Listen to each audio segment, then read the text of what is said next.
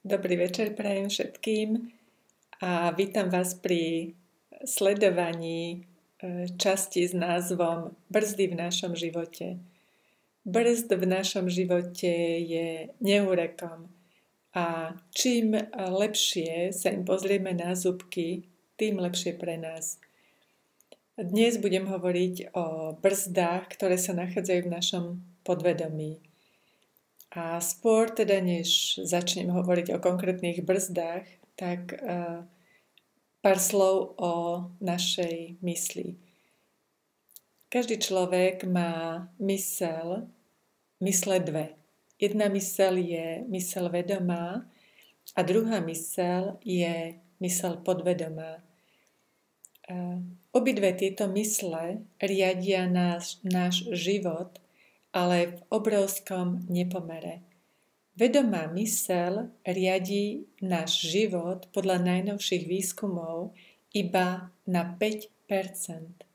Čiže vedome žijeme svoj život iba na 5%. Zdá sa mi to veľmi, veľmi málo.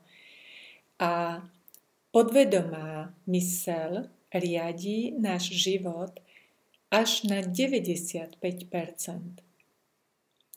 Ak si teda uvedomíme, že o podvedomej mysli nevieme takmer nič, tak je to podobné, ako keby sme si dali šatku na oči a chceli niečo vidieť. No čo by sme už videli so šatkou na očiach? Veľmi, veľmi málo. Preto je veľmi, veľmi užitočné sa dozvedieť o svojich mysliach niečo viac. Úplne ideálny stav je, keď vedomá myseľ a podvedomá myseľ chcú to isté. Ako sa to dá dosiahnuť?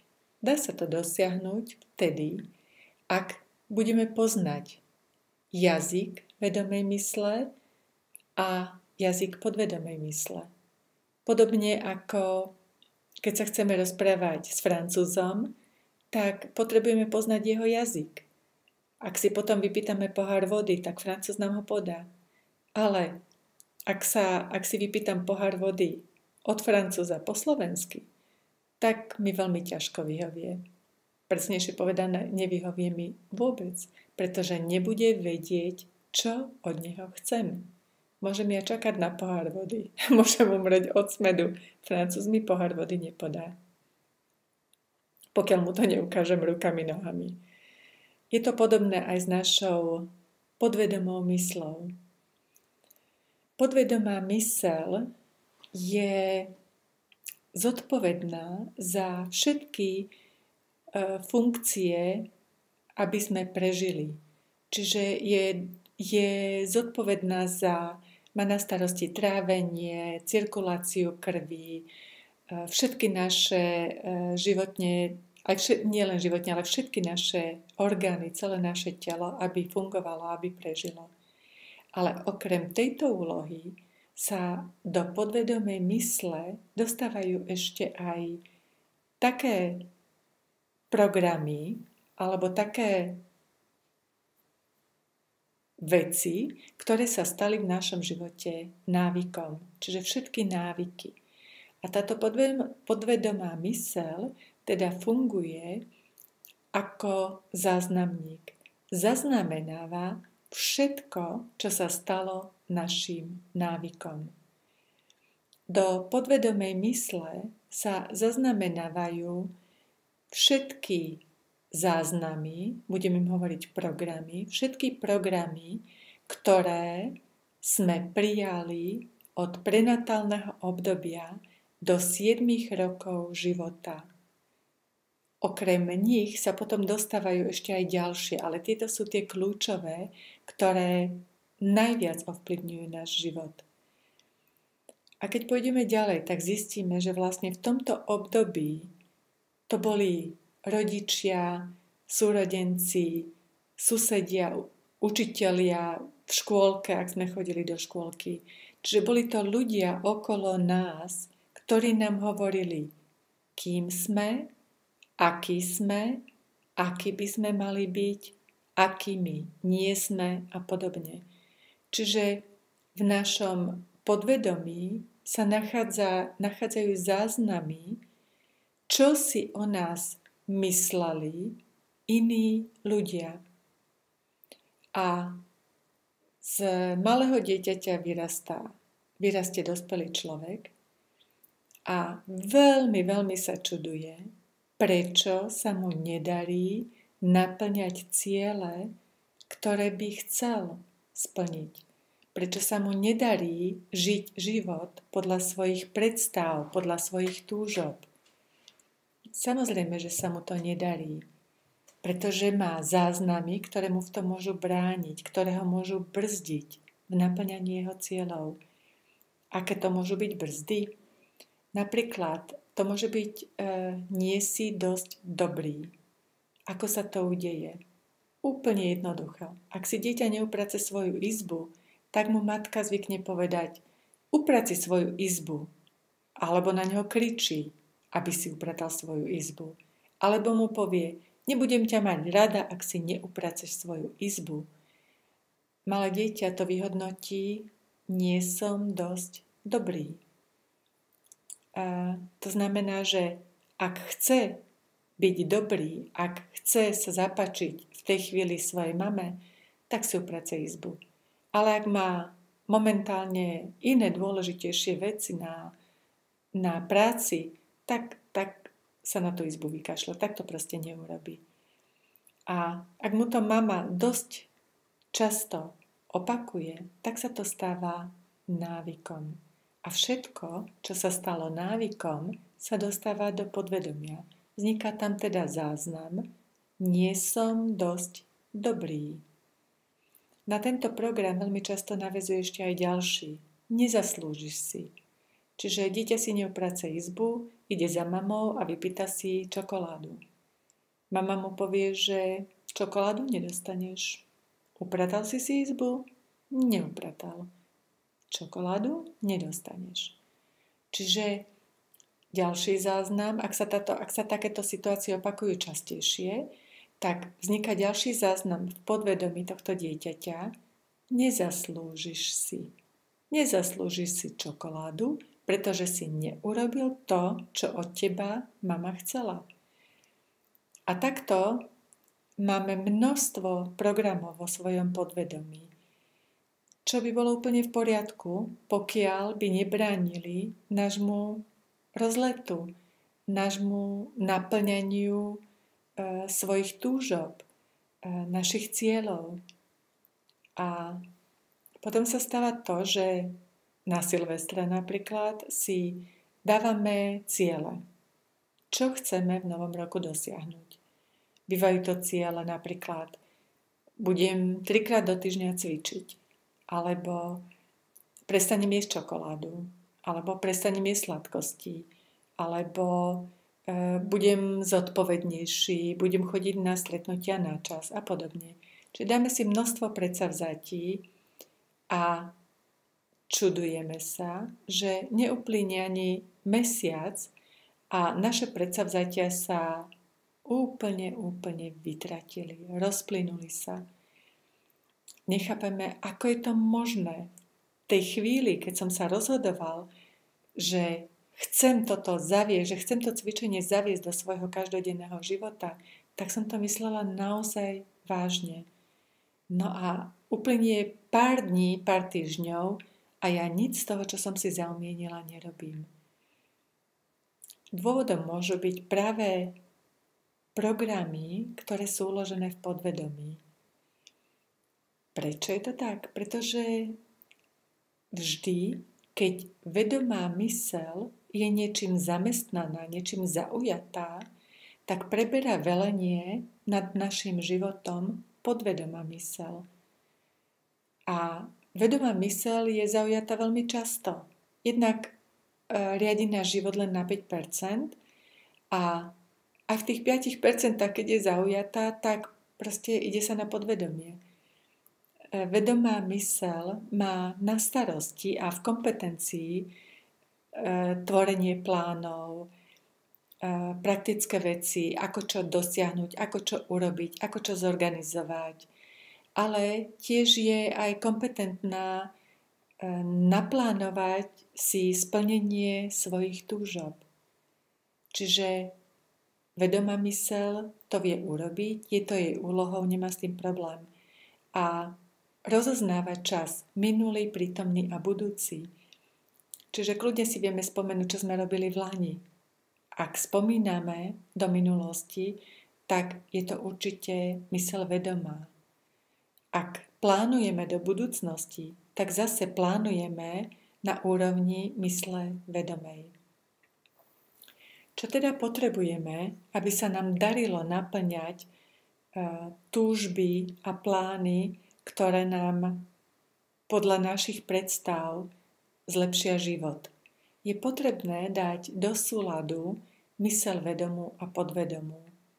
Vo vedomej mysli je to jasné. Vieme, čo chceme a naplánujeme si to. A v podvedomej mysli je to trošku iné. Jazykom podvedomej mysle je prítomnosť a návykovosť. Znamená to, že ak chcem nahradiť nejaký program, ktorý mi neslúži, napríklad nie si dosť dobrá, ak ho chcem nahradiť iným programom, ktorý mi bude slúžiť a bude ma podporovať v živote, tak potrebujem použiť prítomný čas a potrebujem si to hovoriť dosť často. A čím viacej zmyslov zapojím do tejto vytúženej vety, tým rýchlejšie sa starý záznam prepíše týmto novým záznamom. Čo to znamená? Ak napríklad chcem začať cvičiť a moje všetky predsavzatia s cvičením zlyhali, tak mi to signalizuje, že v podvedomí mám program, ktorý ma brzdí v tom, aby som cvičila. Pohľadám si teda najskôr, aký je to presne program, aby som vedela vytvoriť jeho opak a vložiť do podvedomej mysle. Spôsob, akým zistím, o aký program ide, buď to bude zrkadlenie, čo odporúčam úplne najviac, je to osvedčená metóda, ktorá vám ukáže, čo v tom podvedomí máte a ukáže vám to prostredníctvom iných ľudí, ktorých ste si podvedome pritiahli do svojho života práve preto, aby vám to ukázali. Čiže ak vás niečo rozčuluje na iných ľuďoch, tak je to práve to, čo vám prináša najviac užitku, lebo je to smerovka do vášho podvedomia. A vidíte potom, čo môžete v sebe vyliečiť, čo môžete v sebe prepísať, aký starý program je potrebné prepísať. Čiže zrkadlením si nájdete program, ktorý vám neslúži, ktorý sabotuje vaše plány a vaše túžby. A keď si ten program nájdete, tak si potrebujete vytvoriť jeho opak. Ak teda mám program v sebe, vo svojom podvedomí, nie som dosť dobrá, tak tento program vymením za iný. A ten iný to bude napríklad program: som tá najlepšia osoba, som tá najlepšia žena, ako len môžem byť.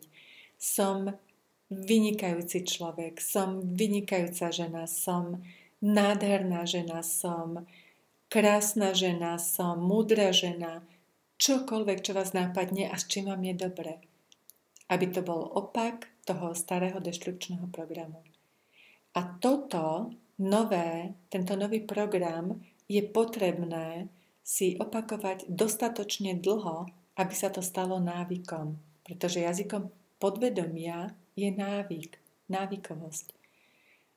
Čiže ak si to budete opakovať dostatočne dlho a zapojíte do toho všetko svoje vnímanie, čiže si vizualizáciu, predstavíte si, aký budete šťastní, keď sa oceníte, keď sa budete cítiť dobre, keď Budete vidieť, že ste tí najlepší ľudia na svete.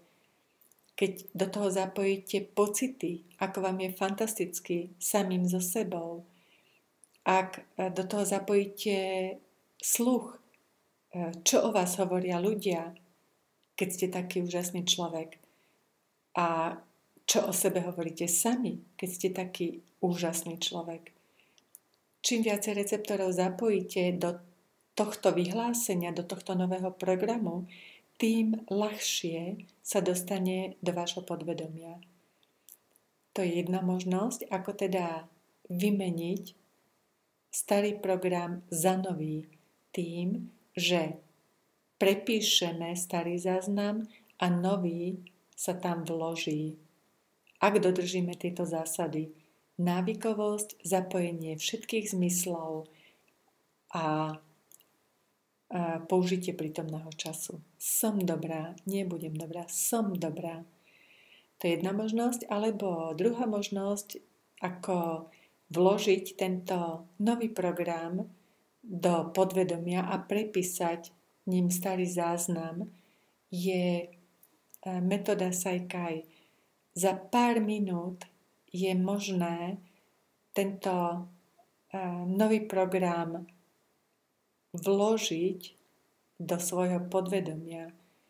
A ak teda vkladáte do svojho podvedomia, vložíte do svojho podvedomia nové programy, ktoré sú v súlade s vašimi plánmi, v súlade s vašimi cieľmi, tak sa dostáva do súladu aj vaša vedomá a podvedomá myseľ. A obidve budú chcieť to isté. Budú chcieť, aby sa váš život stal krajším, aby bol naplnený vašimi predstavami, vašimi túžbami. To znamená, že bude jedno, či velenie nad vašim životom má myseľ vedomá alebo myseľ podvedomá. Ak chcú to isté, tak sa k tomu výsledku dopracujete. Veľmi pekne ďakujem za vašu pozornosť a prajem vám veľa šťastia pri odhaľovaní vašich brzd, ktoré bránia naplňaniu vášho života